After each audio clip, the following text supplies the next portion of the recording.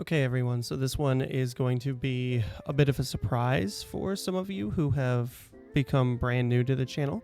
And for those of you who don't know me, because this is something that I have not been vocal on for a long time. However, I will refer you back to a few videos ago where I said I was going to be bringing you more human type content, not spiritual, just stuff that I'm interested in outside of this stuff. Because, as I said, there is balance in all things. So, got your spiritual side, got your human side. You have to feed both. Anyways, what I'm talking about today is pro wrestling.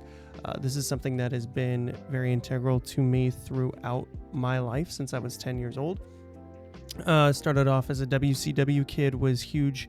That was 10 years old, 1997. It was a family thing. We used to watch it with my parents and my brothers, and started watching at the height of the NWO story arc there, and then was fiercely loyal to WCW, unfortunately, until it became unwatchable in 2000.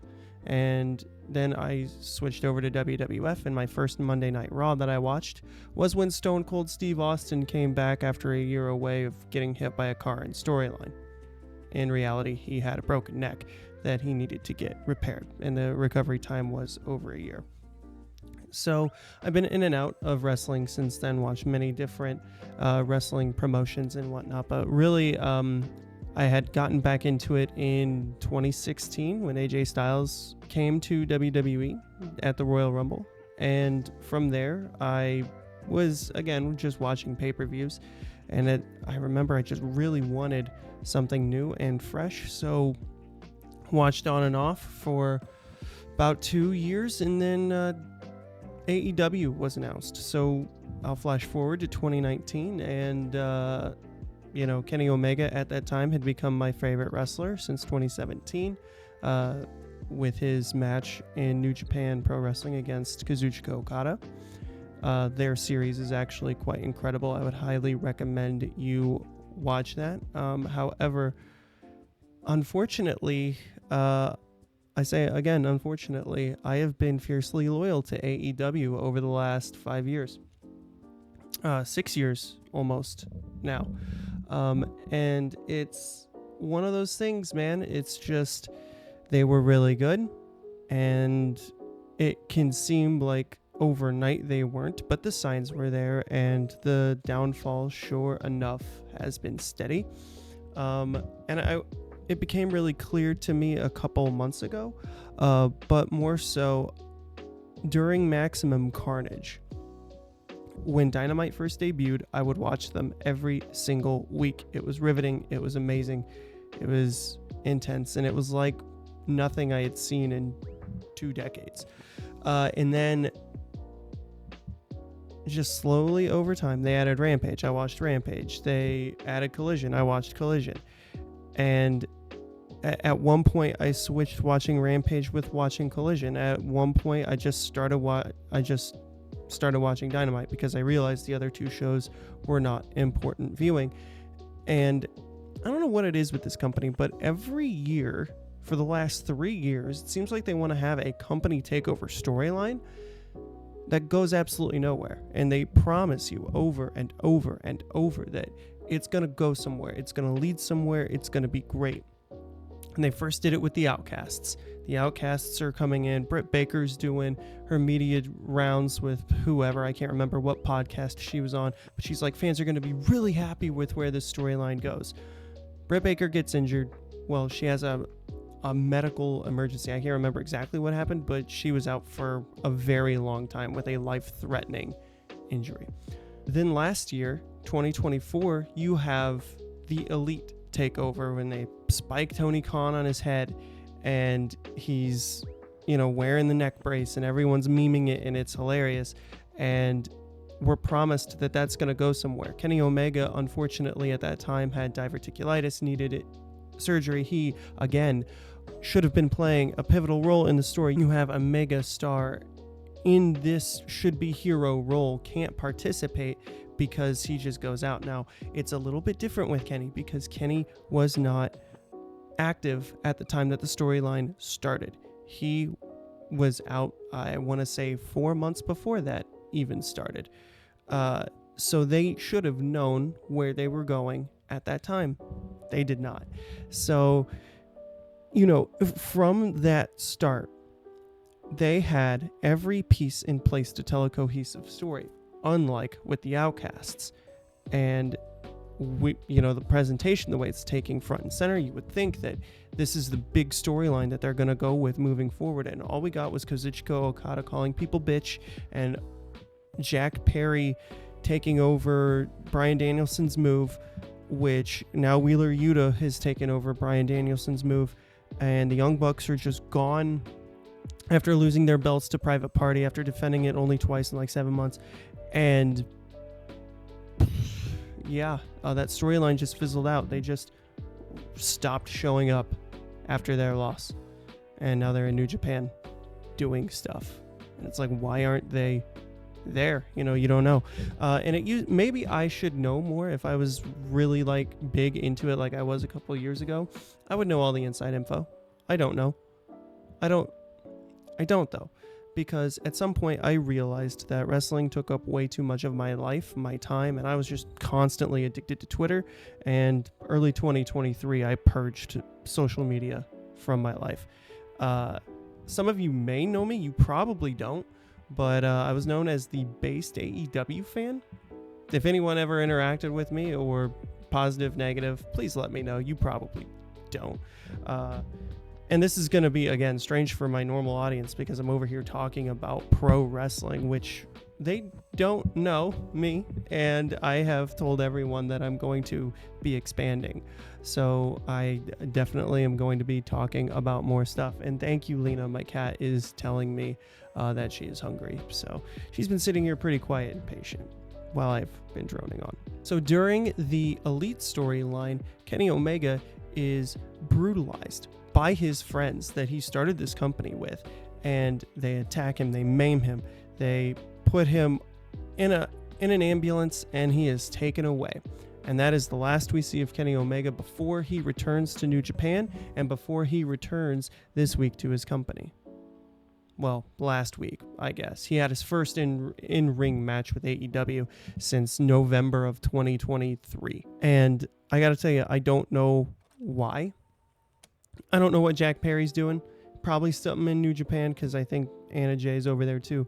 But they could have had him show up, do something at Dynamite. Instead, Kenny Omega is focused on Don Callis, who I get that they've had history, and it's been unresolved. But you would think Kenny Omega's priority lists would be the people who absolutely demolished him before he came back. And I could go on and on about Kenny Omega. He is my favorite pro wrestler. So if that's something you want to hear about more, let me know. I'll accommodate. But as I'm going through these company takeover storylines, there is a big one more that I have to talk about. And that is the current story arc right now that Kenny Omega has nothing to do with, even though he's the biggest star and he is an EVP. He should be portrayed as this final boss type character, but I don't know what his relationship with Tony Khan is like, or even why they are not showcasing him in this way for whatever reason. But we have the Death Riders, and this has been going on since October. As of current time recording, it is January 16th, and as of right now, it's been October, November, December, January. 4 months that we've been having this Death Rider story that has gone nowhere. It has gone nowhere. They have fought a couple jobbers outside of Darby Allin. They almost killed Bryan Danielson. They've done a good job of attacking and maiming other people, whoever they come across. But outside of Darby Allin, there has been Orange Cassidy. I don't take him seriously. I never have. He's a great joke character. I love his intensity. And, there are people that are going to be like, oh, if you don't get Orange Cassidy, you don't understand pro wrestling. It's like, no, I get it. He should not be anywhere near your world title. There's too many good people, too many talented individuals on that roster that deserve that spot more than him. I would much rather see Pac as world champion than him. And Pac is brutally underrated, from my belief. And he hasn't even been anywhere near the world title since the early days, which is a shame from a company that promised change. And now, instead of telling a cohesive story, because you have the Hurt Syndicate coming in as well, just a bunch of old ex-WWE guys that are in there. I think the average age of all the stars that are on the show are, well over 40 years old. That has to be the average age at this point, either 40 or over. And you have such a massive pool of talent that isn't even there. Ricky Starks. You haven't seen Ricky Starks on TV for a while. They claimed he was injured. He refuted those claims. Still nothing. Tony Khan is someone that I used to defend. He's someone that I was like, oh, thank goodness for him. He saved pro wrestling. And maybe he did play a part in the dark times at the end to force everyone at WWE to out Vince McMahon for all of his travesties. The whole reason I didn't support WWE for the longest time was because of him and everything I knew, but he's gone now. And from what I see and what I hear, everything over there is booming. When Cody left, the conversation was WWE needs Cody Rhodes. AEW does not. They will be fine. They haven't been fine. It has been a straight and steady decline since that point.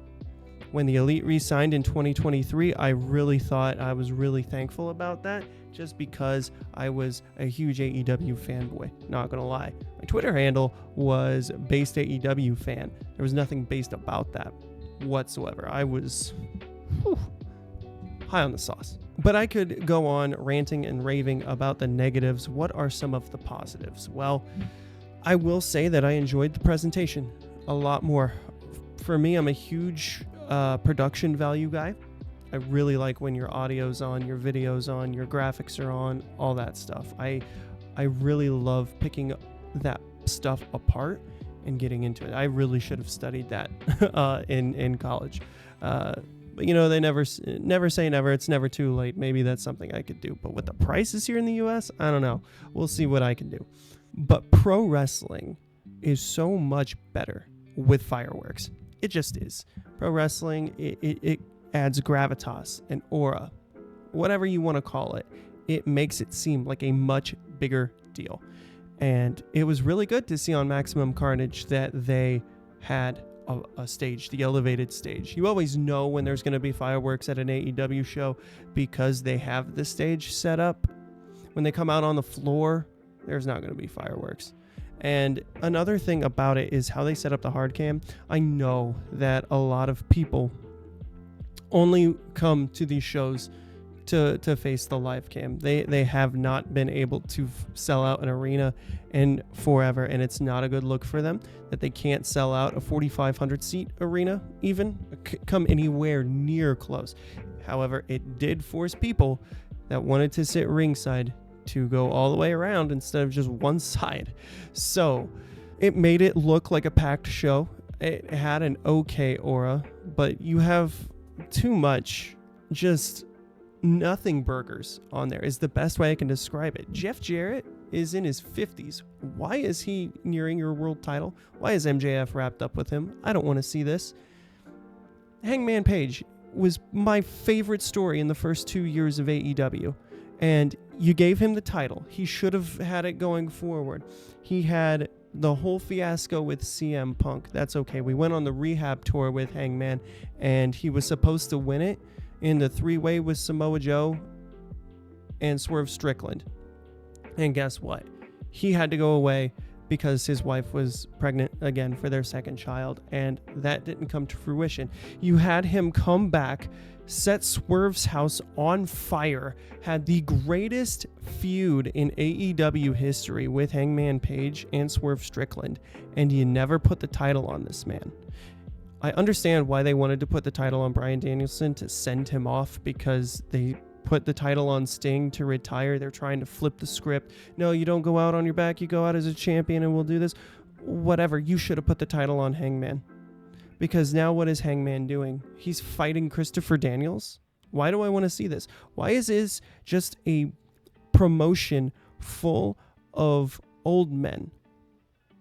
That is what I'm seeing.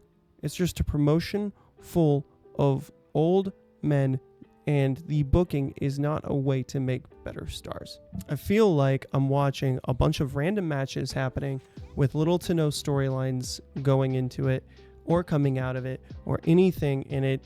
It is getting frustrating. It is getting frustrating being an AEW fan. And there I go, turning a positive back into a negative. And it is the majority of the fan base that feels this way. I used to support Tony Khan. I really did. But I have seen over a long enough time period of repeat failure. I'm saying repeat failure. I have seen repeat failure after repeat failure at telling a captivating company takeover storyline that actually has consequences, is coherent, and has a cohesive payoff. I am wearing very thin, and it got to the point where I stopped watching for a good point in time. What brought me back is that you could stream it on Max, and I wanted to give it a shot. It was the mother of all simulcasts. So I came back. Kenny Omega's back. Why not watch? So I've watched the last 3 weeks.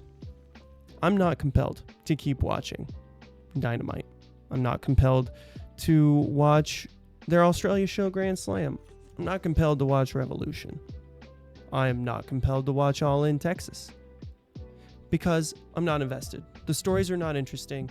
You are shoving 50-year-old people down our throats, and maybe they can still go, but we are not stupid. It is not the era of kayfabe anymore, and this is not the product that I was into a few years ago.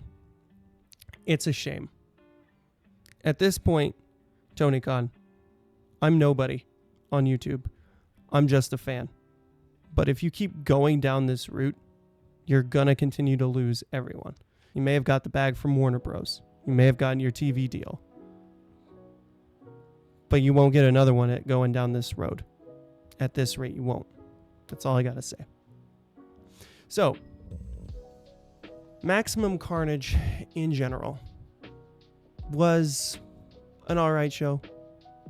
There's too many matches that I know how they're going to end, so I only halfway pay attention. And there were just, it was an okay show. There was nothing to blow me away about it or to write home about. Nothing really crazy. And I might just go back to doing what I had been doing the last few months, and that is just watch their recaps, watch the YouTube clips instead of wasting 2 hours of my time, which is very precious to me as I get older. So either make it compelling or you're going to continue to lose people. I know I'm not the only one who feels this way, and it sucks. For me to actually say this is pretty crazy because for the longest time, everyone told me that I was just an AEW shill or a fanboy that, whatever. I was so biased. That's fine. At that point, sure, true. There was a lot that was good with the company, but now, I don't know. It's kind of all gone. But guys, that's it for me. I could talk about this for a while. I don't want to waste your time. I'm not a guy who's going to have a 3-hour solo podcast and rant and waste people's time. That's not who I am. So what I'm going to do is I'm going to end this here and tell me how you feel.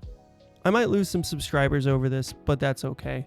I'm setting the precedent for my channel to talk about what I want to talk about. This is my channel, whether that's spirituality, whether that's religion, whether that is AEW, whether that is football, whether that is whatever is happening in the world. I'm setting that precedent, and that is what I'm going to do. So if you like this and you want to continue on this journey with me, as you saw in the beginning, subscribe, would really help the channel out. You hear it all the time from everyone. Why not hear it from me? It is true.